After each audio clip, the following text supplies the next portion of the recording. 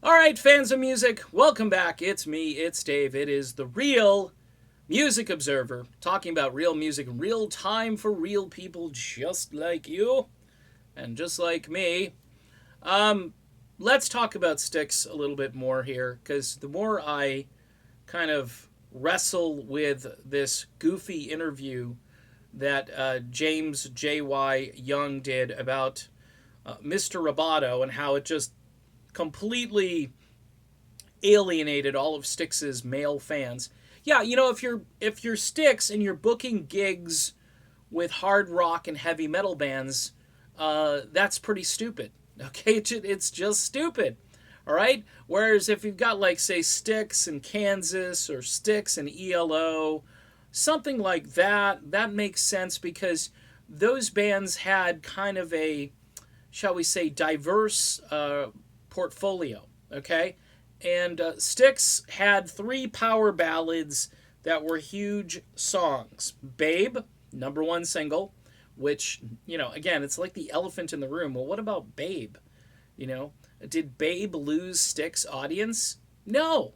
They had more of a pop audience. I guess their big deal is, well, we want to just have this rock audience. We didn't want to have people enjoying this on top 40. No, we just wanted it to be on rock stations and that's it. Well, that's not much of a plan to expand the base, if you know what I mean. Um, then you get into, again, like the Best of Times, another great song that I believe was top 10 for the band, and Don't Let It End, which, again, those are three songs, by the way, that the current lineup does not perform. Add into it Show Me the Way from the early 90s, which took on some real meaning for folks during the first Gulf War, which, again, the band doesn't touch. Very much a Dennis DeYoung pushing the rock up the hill himself kind of thing, with the help of some DJs back at that time, if you remember the history of the tune. But to make this argument that Styx was just testosterone, there was nothing, that they could not do this to themselves, and Roboto was the end because of the robots, and what are the robots feminine or something? I mean, nerd, maybe it was a nerd audience, but then you had Revenge of the Nerds. That was cool, right? The 80s were all about this stuff, and the band was perfectly positioned to continue to have huge success during the 1980s. But Tommy Shaw walks off the stage and then they're done because Dennis, to his credit, he refuses to replace Tommy, even though the other guys in the band wanted him to. So I just, this insatiable desire for these guys to just smack down this 71-year-old man who's really a genius, okay, and who was the main writer, who is the main breadwinner for the band to this day, even though he's not part of the band.